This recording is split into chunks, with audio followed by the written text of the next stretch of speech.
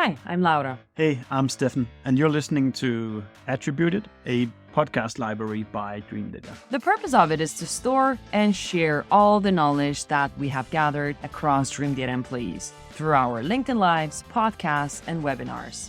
The typical topics you'll find here can be stuff like marketing, Sales, B2B ads, operations, social selling maybe. Today I'm perhaps a little bit more excited than what I normally am for our guest, and that's not to say anything bad about our friend, because I'm a big fan of the lady we have here. Her 2 books have been very influential about how we do things at Dreamdata. The person joining is you, April. Hi. Can you It's great say to be you're here. a famous author by now? I guess you can. I don't know. That makes me a little uncomfortable. I never really thought of myself as an author, and I have an engineering degree, so author feels weird. But yes, I've written some books. Yep. Very cool, April. I think for us in the small B2B tech communities, a lot of us know who you are, but for the listeners who have never come across you before, what's that kind of 2-3 minute intro to yourself? Yeah.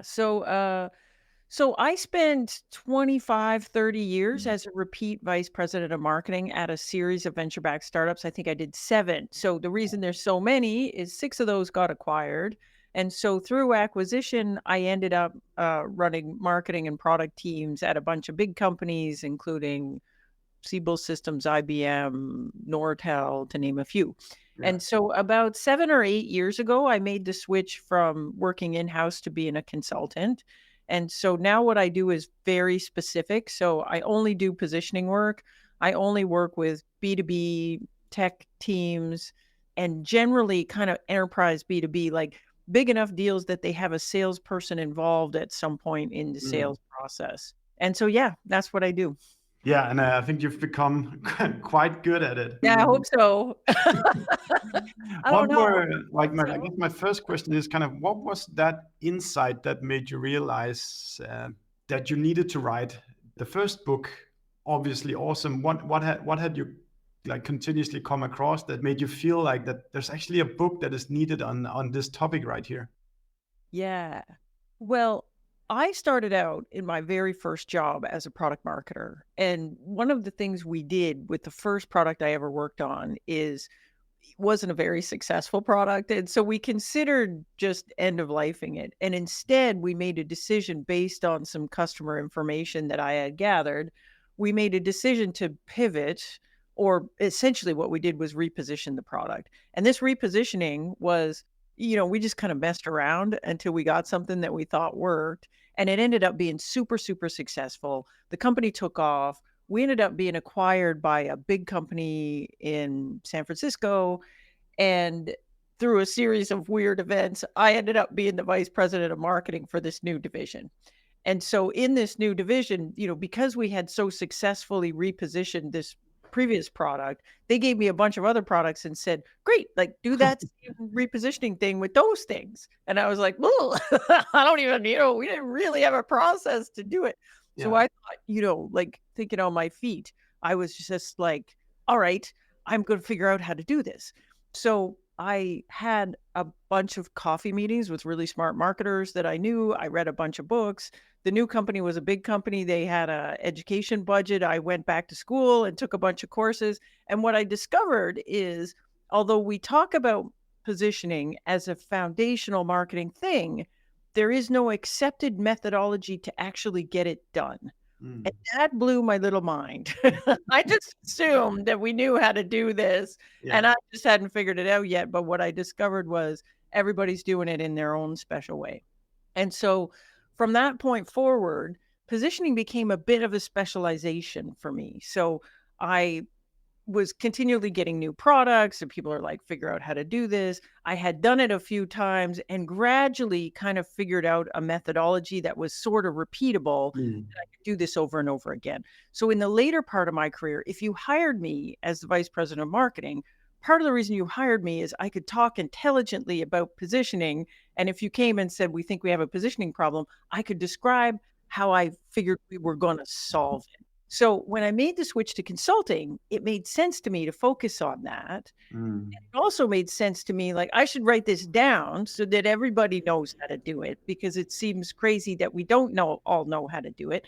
And so it started out as a big blog post, and then it got Oh, wow. Okay. longer Yeah. and longer, to the point where I was like, all right, okay, I think this is a book. And then it took me 2-3 years to figure out how to do a book. And then that's how the book came out.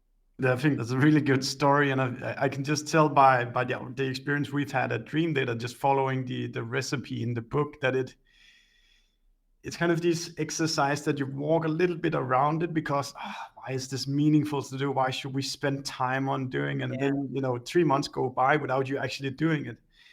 But once you actually sit down and do it, it's such a relief that once it's done, kind of, who are we selling to? Why are we selling to them? What are we saying to them? How do they look like?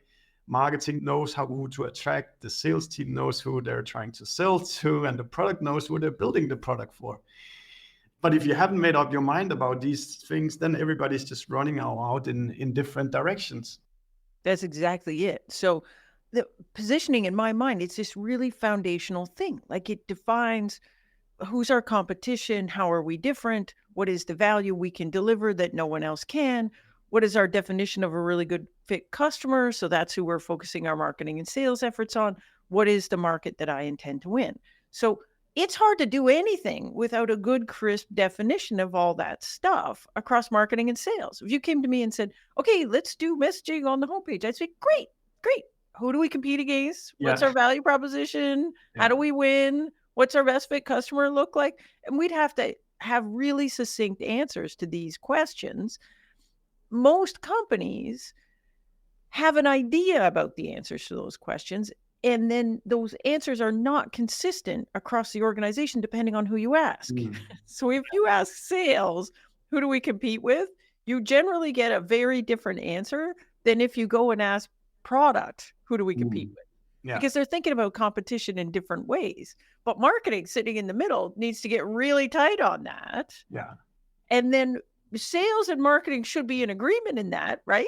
Because I'm generating leads, or I'm doing stuff, and then eventually this stuff ends up with sales. Sales should understand what's a good fit prospect versus a bad fit prospect. So in my experience, the definition of these things is not tight, and it is not consistent across the organization.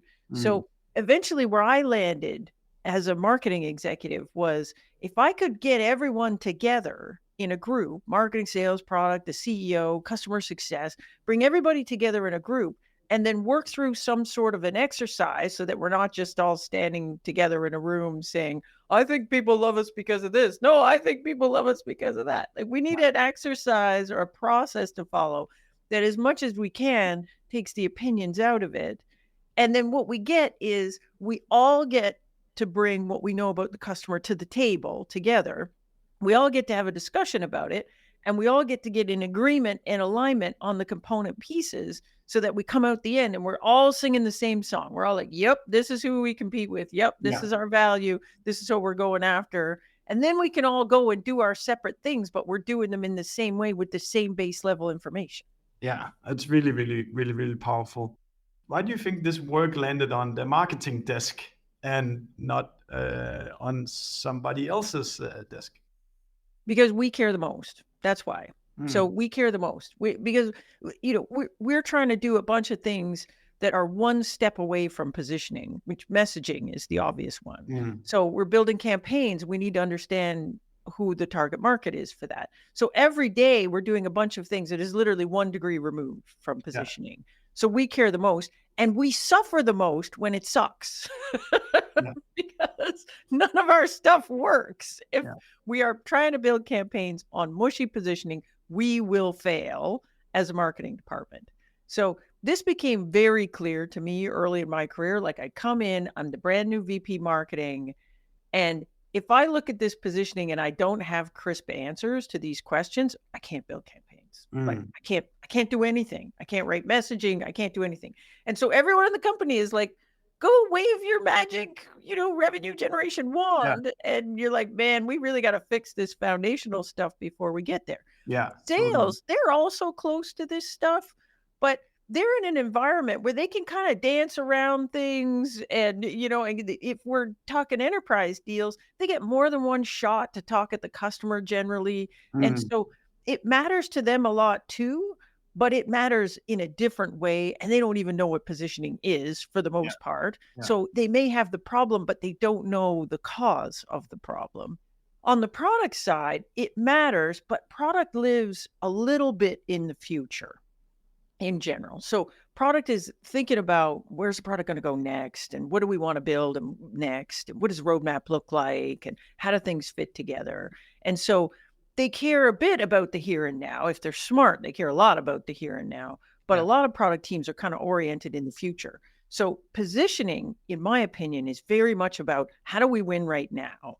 How do we win right now? Because it'll change. Next year, it'll change. The year after, it'll change. We're building new stuff. Our competitors are changing. But we're marketing and sales, we're very focused on the right now.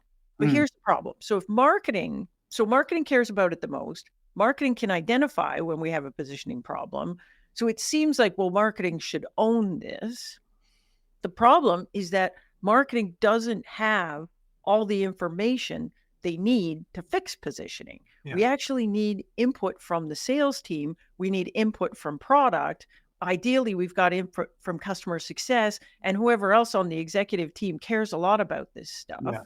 So This is actually a marketing good. can So marketing energy. can drive an exercise, but marketing can't do it in their own little bubble, because if they do, sales won't agree, product won't agree, CEO won't agree, and it won't stick.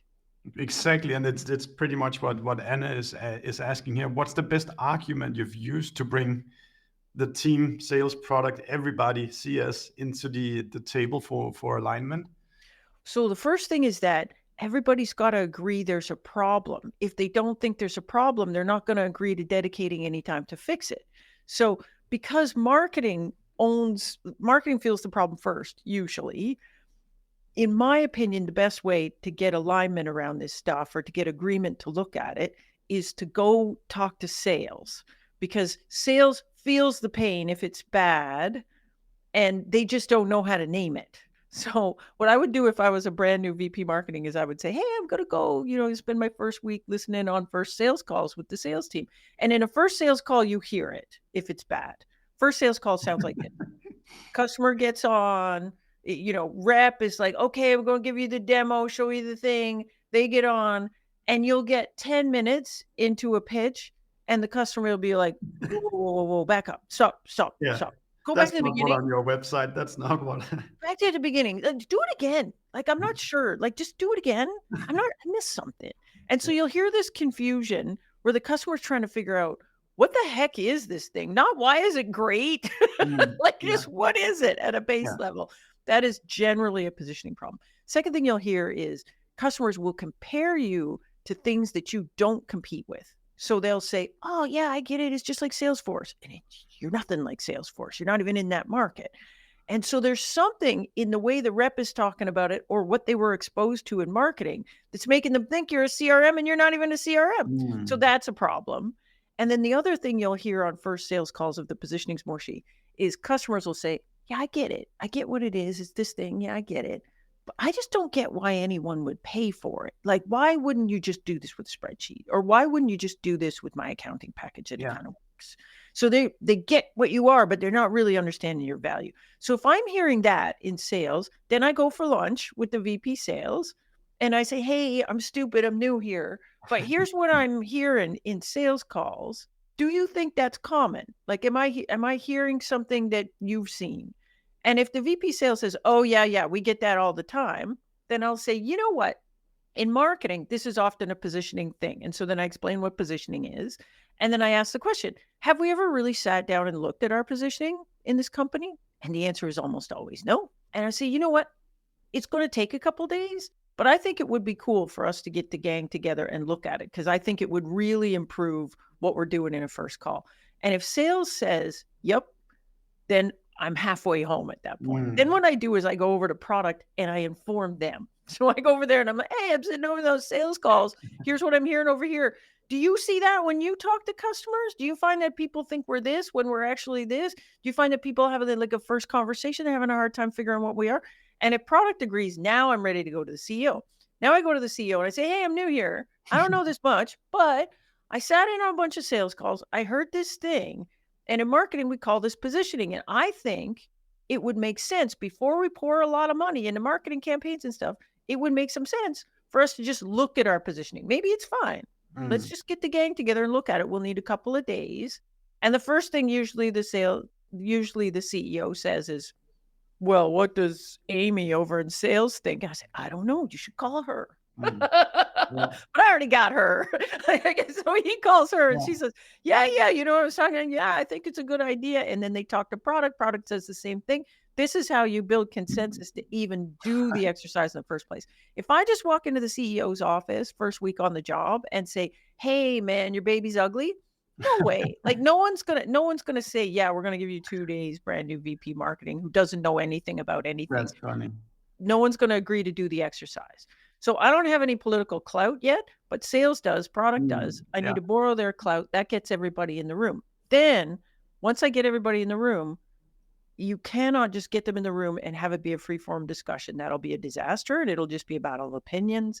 So you need to get everyone together in the room and then you need to have a process to work through. Once I convince everyone to do it and I get them in the room, then I get a process to work through. Now we got something.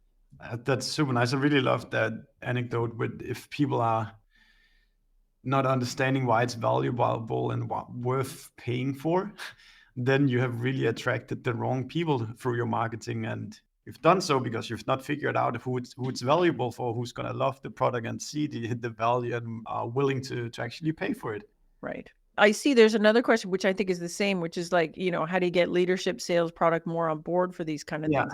Like some of it's an internal like education exercise. And positioning is a weird concept. Like even marketers don't fully understand positioning a lot of times.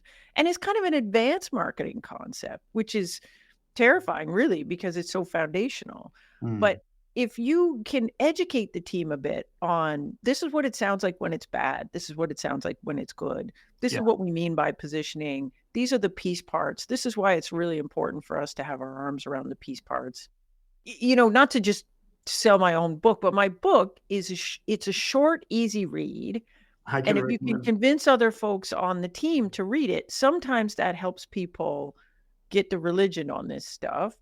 And then there's lots of like, I have lots of content out there, like, you know, talks I've done at conferences and short articles I've written that is sort of like the overview of positioning. You can point other people at the team to this stuff that is shorter and easier to consume.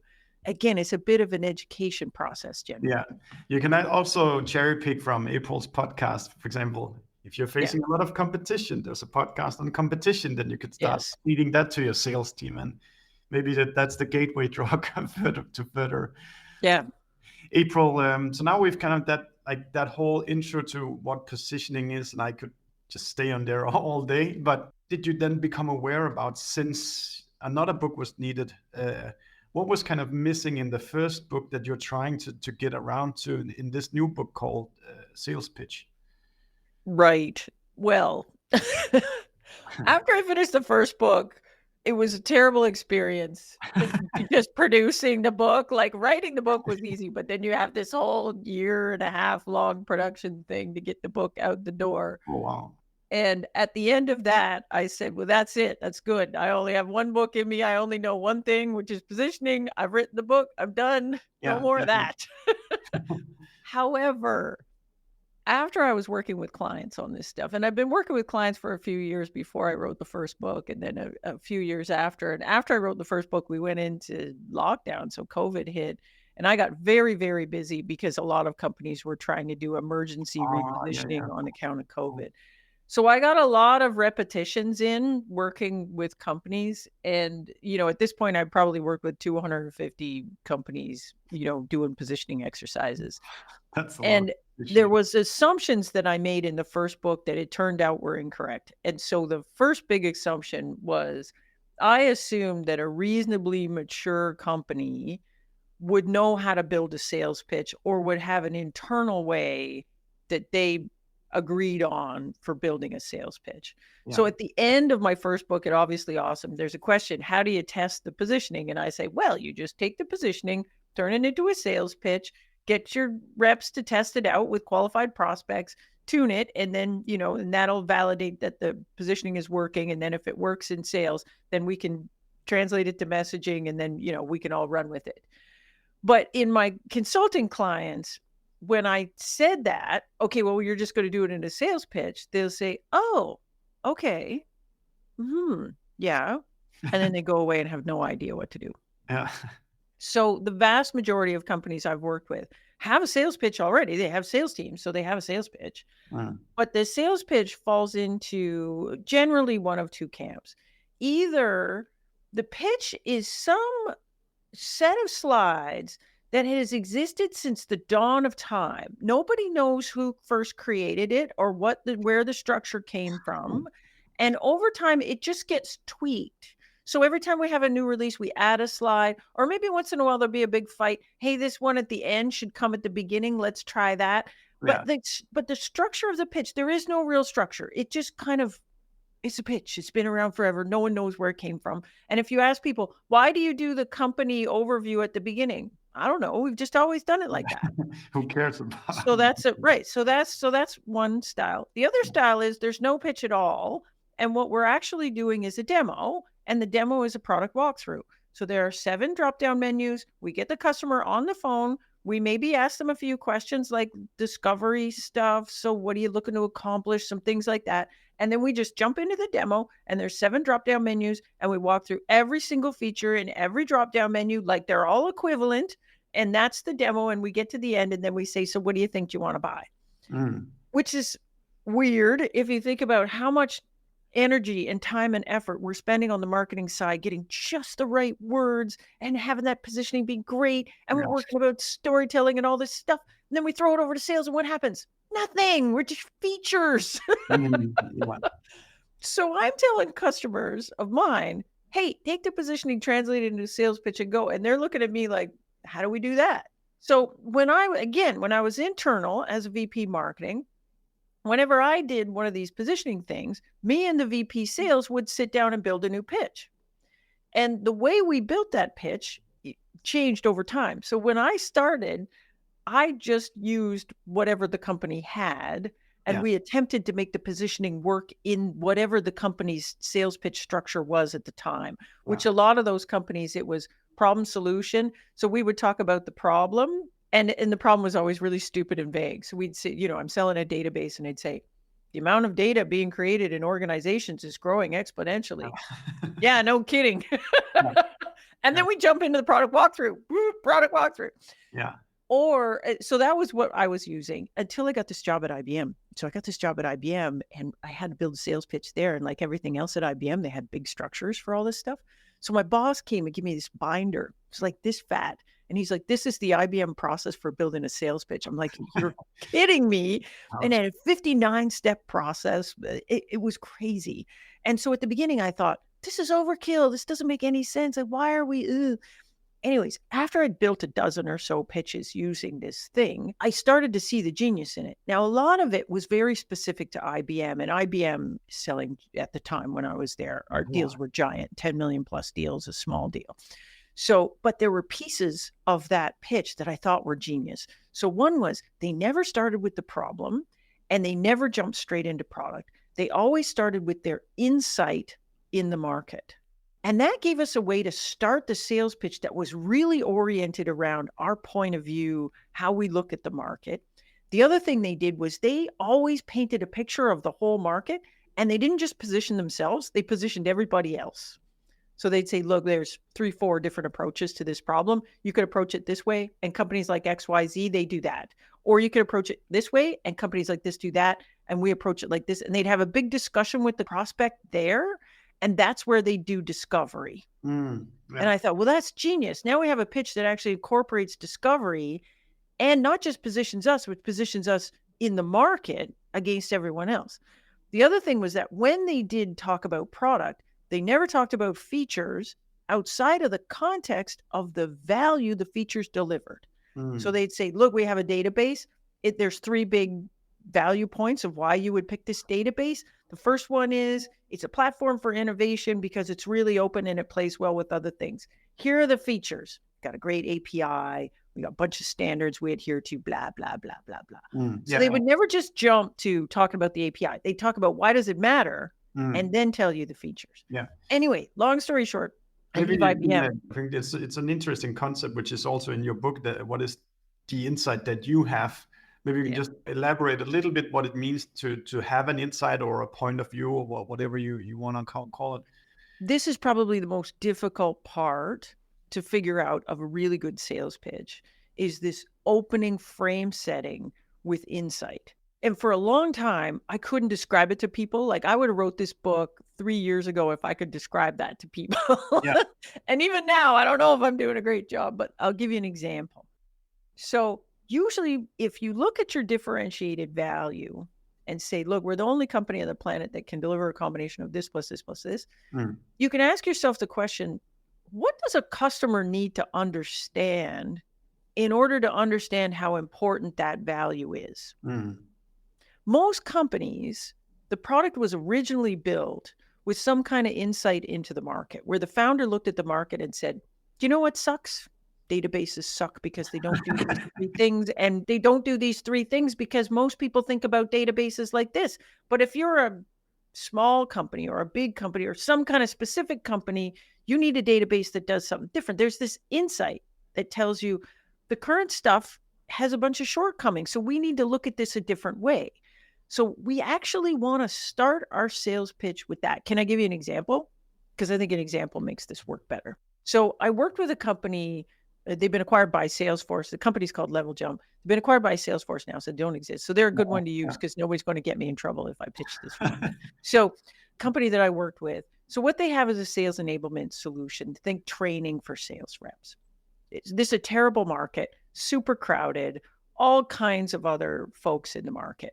We did the positioning workshop with them. And one of the things that came out as a real point of differentiation for them is they were the only sales enablement product that's built on top of Salesforce. And so you ask yourself the question, so what? What's the value of that? And the CEO explains to me, well, the real value of that is that you can now combine your sales training metrics with your sales metrics. And so you can look at how the training actually worked. Like, did it improve time to first deal? Did it improve time for the rep to make quota? So this is a really big deal, value. And so they sell to the head of sales enablement. And there's 2 ways you could do this pitch. You could do the pitch where you're just talking about features, and you would sound like every other sales enablement tool out there. You'd say, look, here's how you set up training. Here's how you distribute the training. Here's how you set up courses. This is how you track it. And then at the very end, you might say, oh yeah, by the way, here's how you track whether or not the training was working. So the flip side of that is that instead of doing it that way, you would start with the insight. And so I'm pitching to the head of sales enablement. And so instead of just jumping straight into features, I say, look, why is sales enablement so important? And I'm talking to the head of sales enablement. We all get it's important, right? Why is it important? It's important because every day your rep's not making quota costs you money. Every day your rep's not making first deal, it costs you money. And they have some great data about how much money it costs you. And then they say, so if you look at all the other ways to solve the problem, there are things that are content management systems, essentially. And all they do is make sure that your reps are getting the right content, which is great and important. But then there's these other things that are learning management systems, and they make sure that you can track who's done what training and all the rest of it, and, set up courses and all that. But you know what? Neither of these things does. None of them lets you measure the impact of your sales enablement with sales results. And we want that, right? Now I give you the pitch, right? And now I go to the demo, and the demo is all centered on that one thing. So it's a really different style of doing a pitch. I'm setting you up for why my differentiated value matters. And then I'm making the whole pitch about that. Instead of saying, here's how you log in, here's how you set up training. Who cares? Every training system does that. It's not differentiated. No one cares. We should never be showing this in a demo. No, it's a really good explanation, April. And again, you can also then paint the landscape. Once they buy into the insight, then you can paint how the landscape look and why you're the right one. The other thing I'm doing in that pitch is I'm putting baby in the corner, right? I'm saying, look, there's all these folks out here, and you know what? I'm putting them in a bucket, and they're CMS, because that's what they are. All they're doing is just tracking content. That's it. And so I don't even have to name the customer or the competitor. I just teach the customer that. And then so half the time and then I'll be doing discovery. So I'll say, what are you folks using right now? Are you looking at anything else? Oh, you're looking at those guys. Yeah, they're one of these. But you're looking at those guys. Oh, they fit in this bucket. And so I'm not bad mouthing the competitor. I'm just calling the competitors what they are. And I'm saying, look, like if you have a learning management systems are great for doing things like compliance training. You probably already own one already. So it's cheap. You could try and do stuff in there. And if that's all you care about, that's fine. But if you have a lot of turnover and reps and you have new reps coming on, or you a lot of new stuff that you need to train them on, you're going to have to be able to measure the results on this thing. And you can't do it with that. Can't do it with this other thing either. You can only do it with us. Super good, April. Okay, so that's kind of why this book was needed. Then if people then, which they should, go buy the book, what is it that they will find inside? What is kind of the recipe that is being handed over through this book? So it's similar to the previous book in that it's designed to be a sort of step-by-step methodology for building a sales pitch. So you have positioning right now, whether you worked on it or not, you have positioning. So you have at least a thesis on, here's who I compete with, here's how I'm different, this is the value I can deliver, these are the customers I'm going after, this is my market category. The sales pitch book helps you map that positioning into an 8-step sales structure with 8 pieces that starts with the insight. It then goes to competitive alternatives, pros and cons of competitive alternatives.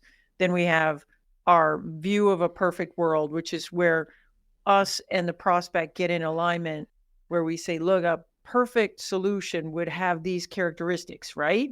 And if the customer is right, then we pitch. And then the pitch itself is, we start with an introduction. Here's who we are. This is what we do.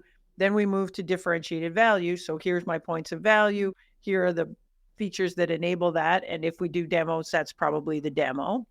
And then we wind up with proof. So we need a step where we show the proof we can do what we say we can do, often a customer case study, but it could be other things, third-party validation, metrics, things like that. There's an optional step for handling an unspoken objection.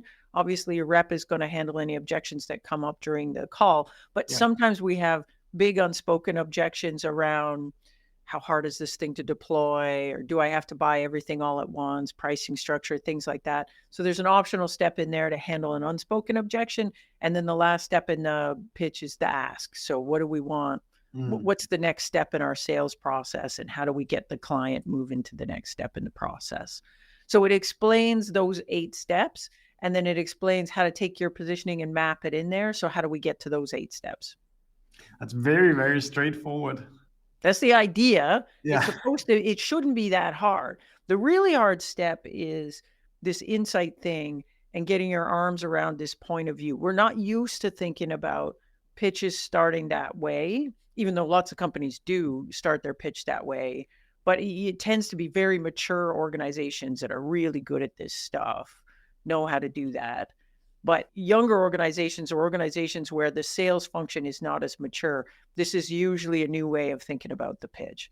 So what we want to do is do the positioning first, make sure we've got that really tight, look at our differentiated value, and then we can often back out of our differentiated value and figure out the insight from that. So in the work I do with clients, we spend the first 2 days, it's a 3-day workshop. We spend the first 2 days working through the component pieces of positioning. And then on the last day, I usually build a draft version of the sales pitch to start with. And after 2 days of hearing people talk about the positioning, usually I know what the insight is by then. And so I'll map the draft version of the pitch, and then we'll get together and fix anything I got wrong or fix the parts we think are weak. But you can generally tell what the insight is. Once you really understand the differentiated value, you can understand what it is that a customer's really got to get their heads around in order to understand why that value is really important for them. Super nice. Just before we do the last round of questions that people have written in, now you've built the perfect, or you think you've built the first draft for the perfect sales pitch. and I think this is a topic I struggle a bit with myself sometimes, is how do you validate Yeah. messaging content, that is on somewhat not so tangible stuff? What is the process you typically, or what are the things you look at for, like, okay, now the pitch is at a good state? So again, the first thing you want to do is tighten up your positioning. People will try to go straight to the sales pitch without working on the positioning. Sometimes that works if your positioning is really good. Most of the time, it's better to go back, start with the positioning, then map it in. So what we'll build is a storyboard together with this cross-functional team. And then marketing and sales will take that pitch storyboard, which is what I teach you how to do in the book, and then build the graphics, build the demo, build the script. And what I recommend is you take one salesperson, and ideally your best salesperson, and train that salesperson on the pitch. Yeah. And then have them do a bunch of test pitches on qualified prospects, and we see how it works. So in a sales pitch situation, we get a lot of signal. So we can see, is a customer getting excited? Is a customer getting confused? What questions are they asking? Again, are they comparing us to the things that we think we should be compared to? Do they understand our value? Are they excited at the end? Usually I rely a lot on my salesperson's sales acumen as well. So your sales rep knows if this is a better pitch than the old pitch. Once they're comfortable with the pitch, like new pitches are hard. So once the rep is comfortable with the pitch, if I've got my best sales pitch doing this test phase, after we've done a bunch of these and we tweaked it a little bit, usually I can go to the rep and say, so you tell me, is this better than the old pitch or not? If the rep says it's better than the old pitch, we call that a pass. So at that point, I take that rep and I have them train the rest of the sales team, because now they're comfortable with it. They know how to do it. We can record the rep doing it. We can use them as a resource to train the rest of the team. And now that I have that story, I can take that story plus the positioning and take that back to marketing, and marketing can then go build messaging around that so that what we're saying in sales and marketing is consistent. Wonderful. Very low practical. How many calls does the salesperson need to do is it 3 or is it 10, or what number you kind of? It depends. So usually we start seeing some patterns after 6, 7 calls, but it really depends. If it's a lower price product and therefore we have a lot of variability in the kind of customer we sell to, sometimes we got to do a lot more calls. But we have a higher volume of calls, so that's okay. So sometimes we need to do a lot more calls in order to validate it, because customers are all over the place.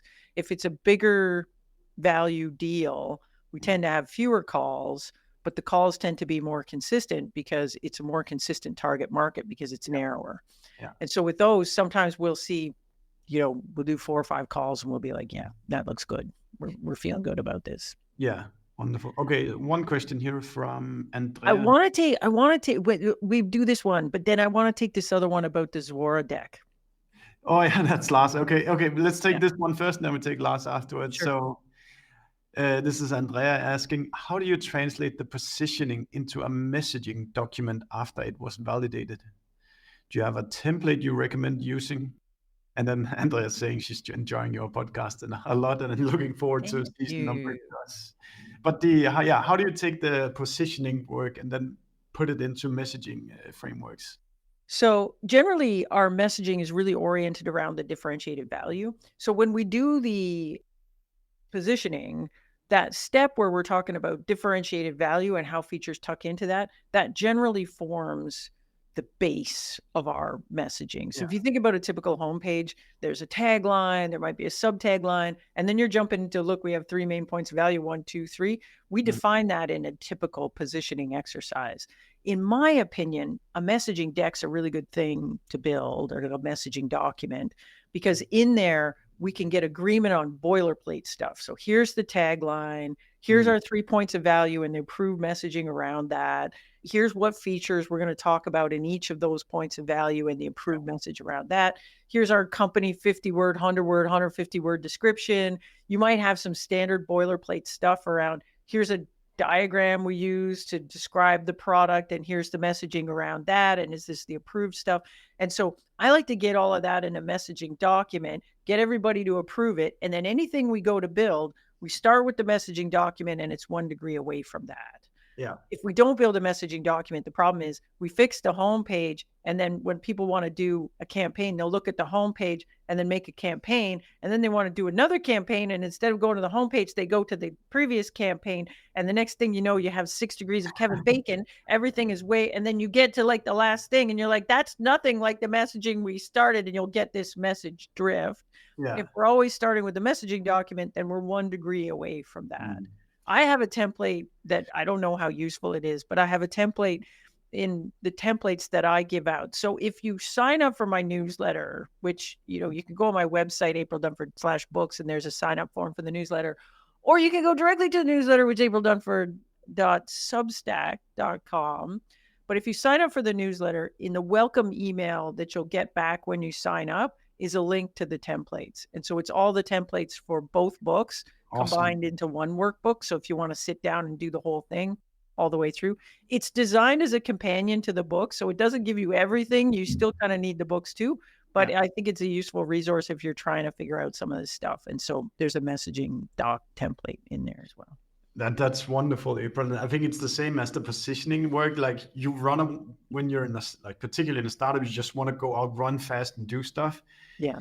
But you'll find yourself stumbling across all sorts of things because you haven't done this stuff isn't easy. I mean, if this was easy, we wouldn't be having to write books about it and talk about it on the LinkedIn Live. We'd be sitting on the beach drinking out of a coconut. Yeah. Okay. Let's bring up Lars here. So he's writing, people often bring out the Sora deck as the best sales pitch ever. How do you see that? And maybe April, you can just explain what the Sora deck is. And so this was a blog post that was written 10 years ago or so. Like it was a long time ago. And where the guy sits down and he has a coffee with a sales rep shows him this pitch, and the marketing guy goes, "Oh my gosh, this is the best sales pitch I've ever seen." And I always questioned that because I was like, man, I've seen a lot of sales pitches and that is not the best sales pitch I've ever seen. But okay, maybe if you've not seen too many. The structure of that deck is very much the structure of a pitch deck for a VC.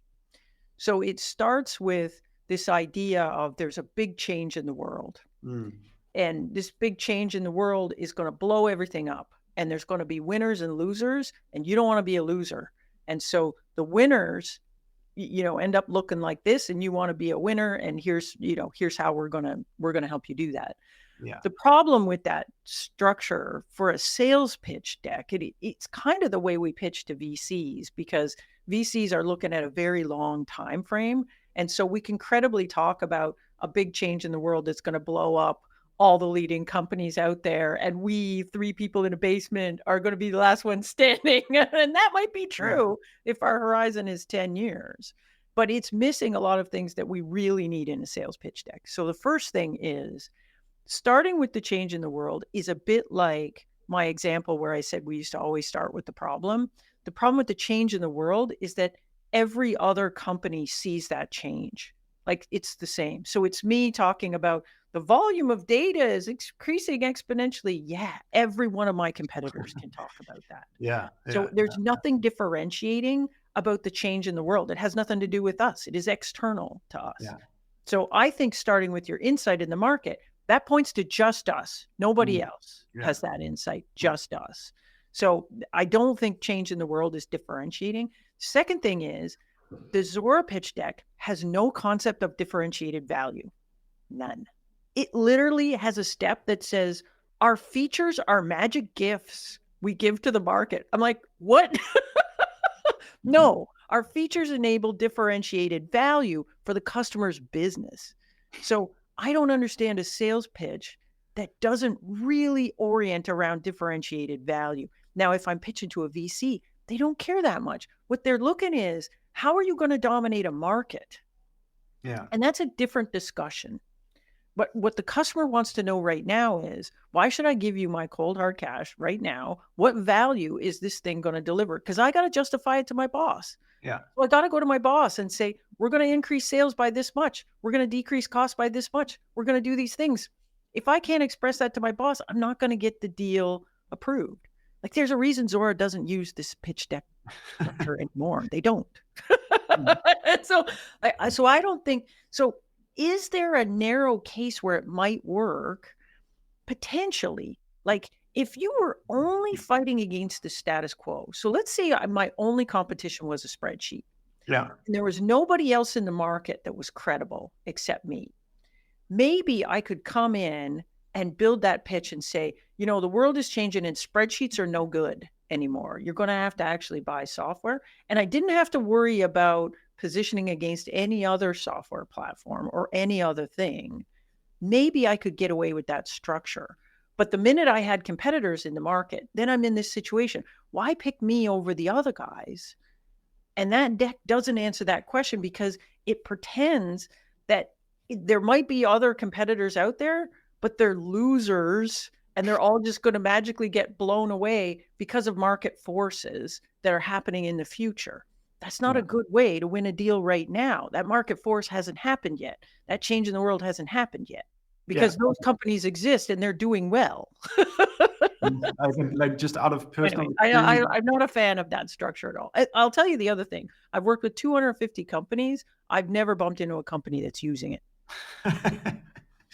That's probably good then. I just out of personal experience, I can say as well, like what we got a little bit wrong in the beginning was this confusion between where do you want to be 3 to 5 years from now versus what is actually the market you're competing in right now. So I just want to cement that positioning work you do for who you're selling to today and tomorrow. And then you can have a vision, but that's not what you put in your sales decks and on your website and so forth. That's right.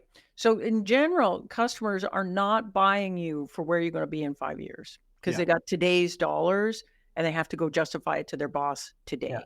And so if you come in with a pitch that says, oh, in 2 years, we're going to have this amazing thing, the most likely response you're going to get from a customer is, great, call me back in 2 years. Call me back in 2 years. Yeah. And this is dangerous because the data tells us that customers are very likely to delay deals. It is a very easy thing for a B2B purchaser to look at all the options in the market and say, I cannot figure out how these things are different or why I should pick one versus the other. And I don't want to stick my neck out and look stupid in front of my boss or potentially make a mistake and get fired or not get promoted or whatever.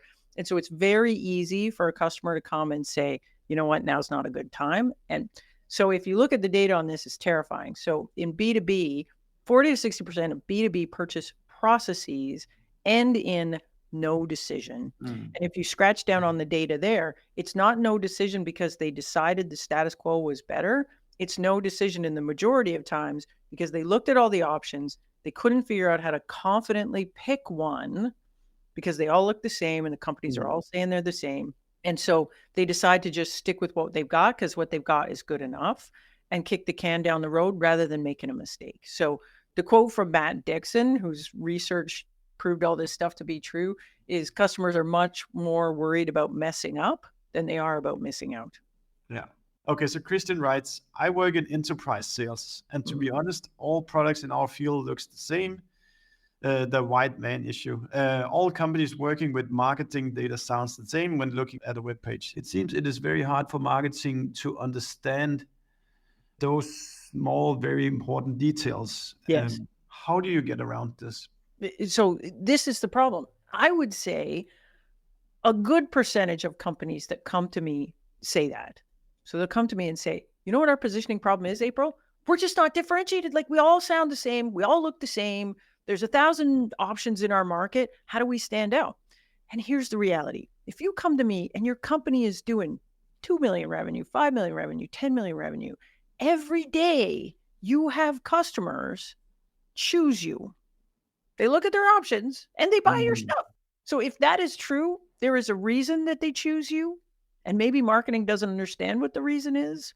And maybe product doesn't understand. Usually what happens is sales knows a little bit, product knows a little bit, marketing knows a little bit, CEO knows a little bit. We just got to figure out what that is. And so again, the beauty of doing a positioning exercise where we get everyone together is that everyone gets to put their stuff on the table. So it's true. We might have 90% feature parity with the other things in the market. But trust me, there's a slice there. And customers are making decisions based on that slice. And it might be something that marketing doesn't understand the value of it, that it looks like a small feature. Are they really picking us just because of that? And we need to hear it from sales that says, hey, yeah, actually they do, because this thing is really important if you're a company that looks like this. Or it's not important if you're a company that looks like this, but if you look like this, that's actually really important. A lot of times the differentiation comes down to triangulating between a bunch of things. So I'll have competitors over here, and my differentiation with them is this thing. And then I have competitors over here that do that thing. So that's not differentiating, but I have this different differentiator. And so the reason companies are buying you is not because of this thing, which technically isn't differentiating, or this thing, which isn't technically totally differentiating, but the combination, you're the only company that does both. And so a lot of times we're positioning around that, where we say, look, you get this if you go with these folks, and you'll get this if you go with these folks. If you go with us, you get both. I think And there's a lot of really times good, it's that, but people will be like, oh, we don't differentiate because, these guys do that thing. It's like, yeah, but all these other guys don't. And then they'll say, yeah, but, we have this other thing and these guys do that. Well, okay, but they don't do this. And so you have to, again, we have to figure out what is a full list of competitors? What have we got that they don't got, that they don't have? And then how do we translate that into value to get my differentiated value? And it's usually not one thing. It's often a combination of a couple things. Yeah. I think it's the obviously awesome book where you also specify for people to figure out who their 20% best customers are, and well, this is it. Not listening to bad fit customers, but actually listening to the best fit customers. It's super important, because often what you'll get to is, okay, now I have this differentiated value, but not every account cares the same about that value. And so the question then is, what are the characteristics of a target account that make them really, really, really care a lot about the value that only you can deliver? And when you do that step, often what we find out is, hey, we've been chasing a lot of accounts where we're just not going to win. Or we might get lucky and we win, and then they're a terrible account. Like they're just disappointed because we weren't actually the best fit. And we managed to get the deal due to just brute force selling. But we've now closed a bad fit account and they're going to cause us pain forever. Yeah. So I think it's really important when we're doing this exercise, like you say, we have to think about not every customer in the land that we have, but the customers, we wish we had a pipeline full of customers like that. We think about those customers that really love our stuff, close really easy, really love our stuff. What do they compare us to? Yeah. And what do we have that's differentiating for them? And what's the value for them? And then we need to get really tight on this definition of a best fit customer, because generally we can't win everywhere. Yeah. But if we're really focused on a certain piece, we can say, yes, we can win here. And I think, in particular for us who are in a subscription space, really studying the ones that are renewing their contracts as well. And as soon as they sign that contract, we try to talk with them and ask them, why did they actually decide to buy this product one more time? Because if they say the same 2 or 3 things, that's probably what needs to go into your messaging. This is actually a really good tip. A lot of companies I talk to get really hung up on the deals they lose. And so they want to do loss analysis. Like, why do we lose this deal? Oh my gosh, and it's like, buddy, we're going to lose all kinds of deals for all kinds of reasons. But nobody's doing win analysis. Win analysis is super important, because win analysis is how we figure out how to win. And there's lots of reasons people don't pick you that are things that are just outside of your control. Too small, too risky, too whatever. There's a lot of that stuff you can't change a lot. But if you really understand why people pick you, like there's nothing better I think you could do in a marketing department than win analysis. After every win, you should interview that customer. What was the situation? What were you using before? What was the trigger that made you think you had to do something different? Once you did decide you had to do something different, how did you make a short list? What did you look at? What places did you go? How did you do your research? And then who's on the short list? And then why do you pick us? And then another question I like to ask is, why not the other guys? Because sometimes the other options got eliminated because they messed up. And it wasn't so much about you being great. It's about them being bad. What goes into the battle card afterwards. Right. Well. And all that stuff goes in the battle card. But everything else, like we want to understand the whole journey from what was the trigger that made them wake up in the morning and say, we can't keep doing it this way. Okay, April, wonderful advice. So right. Thank you so much for this. I really appreciate it. I can see the amount of activity. Also appreciate it. If people want to So I guess there's a couple of options. If they want to work with you, what do they do? If they want your books, what do they do? And if they want to listen more to you, what do they do? Yeah, so aprildunford.com is the website. So if you're interested in consulting, that's the best way to reach me. But if you're just trying to get smarter about this stuff, a couple of options. One, the books are really everything I know about this stuff. So you can buy the books. I have a podcast, which if you like to do audio content, it's Positioning with April Dunford. You can check that out. And then I'm on LinkedIn, obviously, sharing some things. And the newsletter is my newest thing. So if you want to subscribe to that, get some templates and do that. Wonderful. Thank you, April, and thank you for everybody who's been listening. Have a great day. We hope you like listening to us. Subscribe to our podcast and the ones that we have been guests on. And if you have any feedback for us, just do let us know. And should there be a guest that you think we should be talking to, then pitch us. We're looking forward to seeing you.